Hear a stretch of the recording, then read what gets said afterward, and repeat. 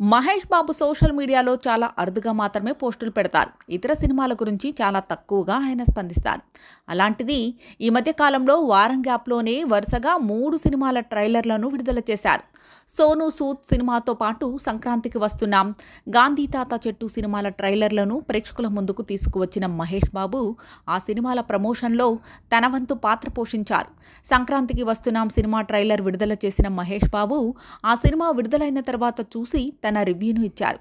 తాజాగా గాంధీ తాత చెట్టు సినిమా గురించి మరో ట్వీట్ చేశారు. సోషల్ మీడియా ప్లాట్ఫామ్ ఎక్స్ ద్వారా మహేష్ బాబు స్పందిస్తూ, గాంధీ తాత చెట్టు మిమ్మల్ని వెంటాడుతూ ఉంటుంది. అహింస గురించి చక్కగా చూపించిన సినిమా ఇది. దర్శకురాలు పద్మావతి మల్లాడి అందంగా కథకు జీవం పోశారు.